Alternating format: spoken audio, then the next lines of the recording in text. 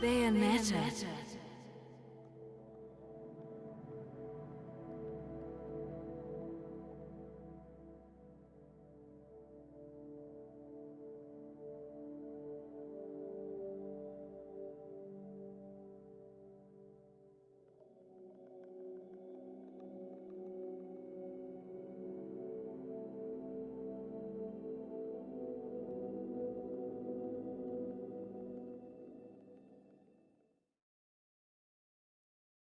Bayonetta 2 is my favorite game of all time. Ever since I saw its E3 2013 trailer, I fell in love with it at first sight. I bought a Wii U for it, not even knowing if there were any other games on it I could be interested in. I got myself the super fancy first print edition of it on launch, and though there are many other games on Wii U I love, my system can definitely be qualified as the Bayonetta machine. I know everything about it. Every combo, every mechanic, every unlockable, every bug and glitch, every little thing. I've played it so much, I'm sick of it. But I keep playing it because of just how damn fun it is. And because I've spent so much time in it, I can also see its every single flaw. And there's quite a lot of those actually. Which is why in this video I want to list a couple of things I'm hoping to see changed in Bayonetta 2 on the Switch. Let's start with the less important stuff and then move on to something more crucial. First, I'd like to see the multiplayer improved. Tag Climax is literally just one mode, and though it's fun and all, it's not really the best thing about either. What is the first thing that comes to mind when you think Bayonetta multiplayer?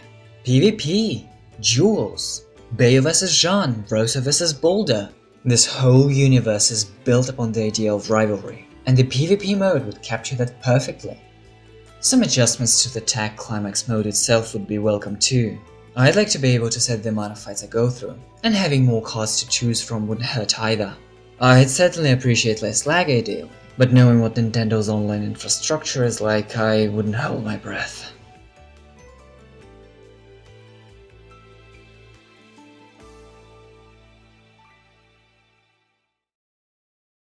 Next, I want to talk about difficulty settings. There are 4 of those in this game. First, second, third, and infinite climax. Now you'd probably think those are your regular easy, normal, hard, and very hard, but that's not true. By the standards of Bayonetta 1, normal is third climax, which makes first and second easy and very easy. And while infinite is infinite alright, where is the hard mode in the game? I feel like there's definitely a missing link between the last 2 difficulty settings in the game. For someone like me, who's played Bayo 1 and 2 for hundreds of hours, normal is a little too easy now. But I don't want to suffer through infinite, so where is my hard mode?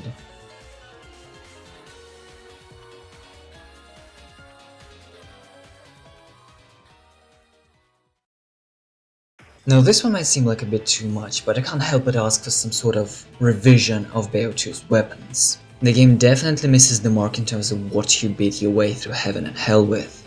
Where the first game was generous enough to give you 2 different movesets for the same weapon, with other weapons allowing for so much variation in playstyle, Bayo 2's weapons are kinda lame. Undyne, Salamander, and Chain Chomp have so little combo variety. Takemika's Zuchi's sole purpose is to deal with a heavy squigger, and Kafka is bloody useless. Rakshasa is fun to play with, but so is Shiraba from the first game, which deals more damage. Chernobog is a little on the boring side as far as combos go, but at least it has a cool charge modifier. The same applies to Alraune. And that's really it. After Bayo 1, it's pretty much a letdown. And it's not like these weapons are bad, they're just not that fun to play around with, and some additional coding for combo configurations could really improve this situation. More pause combos would certainly be nice. Bayo 2 is really not fond of pause combos for some reason. Also, I miss taunt offset a lot, please bring it back.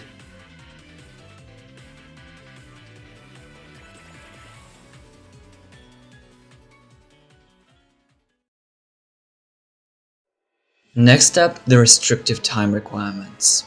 This might seem like a silly complaint to make, but hear me out. Bayo 2 is very limiting in terms of the platinum rankings for time. I guess it makes sense story-wise, but in a game like this, the story shouldn't dictate how the game is played. I'm not usually that annoyed when the game's plot affects its gameplay in a restrictive manner, In a game like Pandora's Tower, where you have to hurry your way through those damn towers to get what you need and return to the one you love in time, I can get behind this. Hell, even something like Breath of the Wild's weapon durability isn't that big of an issue for me. But a game like Bayonetta literally dares you to show off, and the strict time requirements completely shift your focus from being stylish to being efficient with dealing damage more than anything. And that is boring. Sure, you can take your time and do 6 stylish combos, but you won't get the oh so pretty pure platinum medals at the end, so what's the point? The characters in this game constantly remind you how they have to hurry because there's no time. But come on.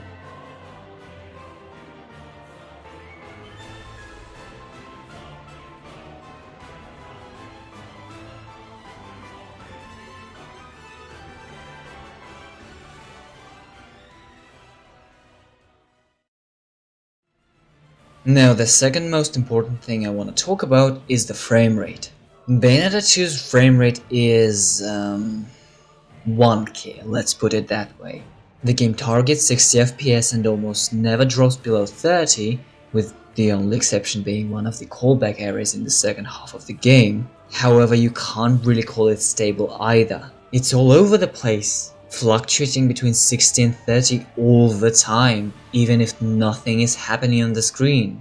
Jarring frame rates like that ruin the combat's fluidity, and that's integral to the good game feel character action games are expected to provide. The lovely folks at Foundry, who create fantastic content by digging into the technical side of gaming, love Bayonetta, and I'm definitely going to keep an eye on their coverage of Bayonetta's Switch port.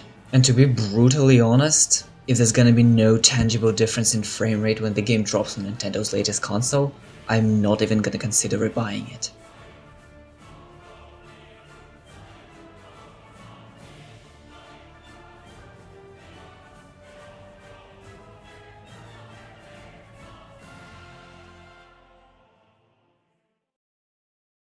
And finally, the biggest issue with Bayonetta 2, which is probably not gonna be fixed because it would require a ton of work, and that is the enemy design / AI.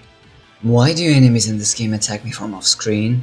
Why do they rush at me with the same attacks all at once and have their audio-visual cues mixed up? Why do some of them blend with the background where I can't see them? Why are demons' attacks so poorly telegraphed? Why? Now, all these issues are not entirely obvious on the first 3 difficulty settings. Playing the game on Infinite though, unbearable. So bad. You can't react to being attacked from off screen, you can't dodge attacks that aren't telegraphed. Bayonetta 2 breaks some of the most essential rules of the genre, and it's even more mind-boggling when you remember that Bayo 1 had almost none of those issues. This needs fixing. One other issue I have is that the enemies really enjoy dodging your attacks. Again, the harder the difficulty, the more prominent it is. That makes the game virtually unplayable without Witch Time. Even if you do make it through the fight without it, you sure as hell aren't getting a platinum medal for time. But why is that a thing? Bayo 1 tricks you into thinking that Witch Time is the most important thing in the game. But when you start your first non-stop Infinite Climax playthrough, you quickly learn that everything you knew was a lie. The battle system that Kamiya created was so genius it could function without the most recognized thing about Bayonetta. Due to all the things I've mentioned, Bayo 2 just doesn't manage to accomplish that. And I can only hope that Platinum Games address that in its port to Nintendo Switch.